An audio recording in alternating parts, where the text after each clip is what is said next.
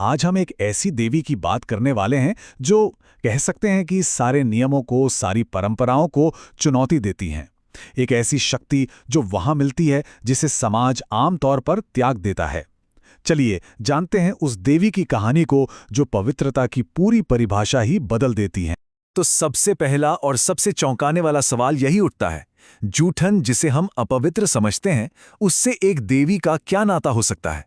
यही वो पहेली है जिसे आज हम मिलकर सुलझाने की कोशिश करेंगे। उनका एक बहुत ही खास नाम है, उच्छिष्ट चांडालिनी। अब जरा इन दो शब्दों को देखिए। उच्छिष्ट मतलब झूठा भोजन, और चांडालिनी यानी समाज के हाशिए पर रहने वाली स्त्री। ये नाम ही अपने आप में एक विरोधाभास है, और यही उनकी पूरी कहानी का सार भी। तो ये सब शुरू कहां से हुआ? इस पहेली को समझने की चाबी उनकी जन्म की कहानी में ही छिपी है। तो चलिए कहानी के बिल्कुल शुरू से शुरू करते हैं। तो कल्पना कीजिए कैलाश पर्वत का एक दृश्य। भगवान शिव और देवी पार्वती साथ में भोजन कर रहे हैं और किसी बहुत ही गहरे विषय पर बात कर रहे हैं। और इसी बातचीत के दौरान देवी पार्वती के मुंह से भोजन का एक छोटा सा टुकड़ा, जिसे उच्छिष्ट या जूठन कहते हैं, वो जमीन पर गिर गया। अब ये एक बहुत छोटी सी घटना लगती है ना? लेकिन यहीं से कुछ बहुत असाधारण होने वाला था। और फिर जो हुआ वो सच में अद्भुत था। उसी जूठे भोजन से, जिसे आमतौर पर अपवित्र माना जाता है, एक बेहद तेजस्वी और सुंदर स्त्री प्रकट हुई। और यही थी देवी मातंगी। जब शिव ने उनसे पूछा कि वो कौन है, तो जरा उनका जवाब सुनिए। उन्होंने कहा, मैं वो हूं जिसे समाज नकारता है। मैं वो हूं जहां पवित्र और अपवित्र का भेद खत्म हो जाता है, और मैं ही वाणी की जड़ हूं। मतलब एक ही वाक्य में उन्होंने दुनिया के सारे नियम तोड़ दिए। तो जाहिर है कि ये जन्म सिर्फ एक पौराणिक कहानी नहीं है, इसके पीछे एक बहुत ही गहरा संदेश छिपा है। चलिए उसे समझते हैं।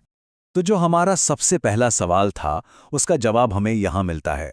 उन्हें बहिष्कृत देवी इसलिए कहा जाता है क्योंकि वो समाज के बनाए किसी भी नियम, किसी भी सीमा में नहीं बंधती। वो शुद्ध अशुद्ध, ऊंच नीच के इस भेद को ही मिटा देती हैं। उनका दर्शन हमें सिखाता है कि असली ज्ञान अक्सर वही मिलता है जिसे हम अहंकार में आकर ठुकरा देते हैं। मातंगी सिर्फ सामाजिक नियमों को ही नहीं तोड़ती, बल्कि वो ज्ञान, कला और संगीत के क्षेत्र की भी देवी हैं। अब ये बात बहुत दिलचस्प है। ज्ञान के लिए हम अक्सर देवी सरस्वती को याद करते हैं, तो सरस्वती और मातंगी में क्या संबंध है? देखिए, अगर देवी सरस्वती ज्ञान का स्रोत हैं, वो हमें विद्या देती हैं, तो देवी मातंगी उस ज्ञान को प्रकट करने की, उसे बाहर लाने की शक्ति हैं। वो हमारे शब्दों को, हमारी कला को प्रभावशाली बनाती हैं। उनका प्रभाव हर उस जगह है जहां वाणी और अभिव्यक्ति की जरूरत है। संगीत, कविता, कोई दमदार भाषण हो या वाद विवाद, हर कला पर उनका अधिकार है। कहते हैं ना कि किसी की बातों में एक जादू होता है जो शब्दों को सीधे दिल में उतार देता है। बस वही जादू मातंगी की कृपा मानी जाती है। उनकी तस्वीरों और मूर्तियों में अक्सर उनके साथ एक तोता दिखाया जाता है। इसका क्या मतलब हो सकता है? तोता तो बस नकल करने के लिए जाना जाता है ना? लेकिन यहां तोते का मतलब नकल करना बिल्कुल नहीं है, बल्कि ये उस वाणी का प्रतीक है जो दिल से निकलती है, जो स्वतंत्र रूप से बहती है। यह मंत्रों की जीवित शक्ति को दिखाता है, यानी शब्दों में जान डाल देना। तो तोता यहाँ उस सिद्ध वाणी का प्रतीक है जो किसी की नकल नहीं बल्कि अपनी होती है। तो इन सभी बातों को अगर हम एक साथ जोड़कर देखें, तो मातंगी हमें आखिर सिखा क्या रही है? उनका अंतिम और सबसे शक्तिशाली संदेश क्या है? उनका रूप और उनका निवास स्थान भी बहुत कुछ कहता है। उनका श्याम या हरा रंग और जंगलों में रहना ये बताता है कि वो प्रकृति के ज्यादा करीब हैं और समाज की मुख्य धारा से बाहर हैं। ये हमें याद दिलाता है कि सबसे गहरा सत्य अक्सर समाज के बनाए रास्तों से दूर, हाशिए पर ही मिलता है।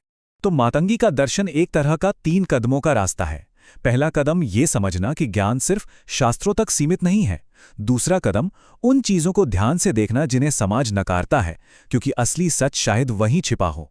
और आखिर में ये सीखना कि सच्ची सिद्धि तभी मिलती है जब हम अपने अहंकार को छोड़कर अपनी असली आवाज को बाहर आने देते हैं। और अंत में उनका अपना ही एक कथन सब कुछ स्पष्ट कर देता है। वो कहती हैं, जब कोई समाज के बनाए नियमों से ऊपर उठता है, जब उसकी वाणी अहंकार से मुक्त हो जाती है, तभी मैं प्रकट होती हूं। ये सिर्फ एक विचार नहीं है, बल्कि हम सब के लिए एक चुनौती है, अपने ही बंधनों को तोड़ने की। तो ये विश्लेषण हमें इस गहरे सवाल के साथ छोड़ जाता है, हमारे अपने जीवन में वो कौन सी चीज़ें, विचार या लोग हैं जिन्हें हम उच्छिष्ट या त्याज्य मानकर नज़रअंदाज कर देते हैं। क्या पता सबसे बड़ा ज्ञान वहीं छिपा हो। इस पर सोचना तो बनता है।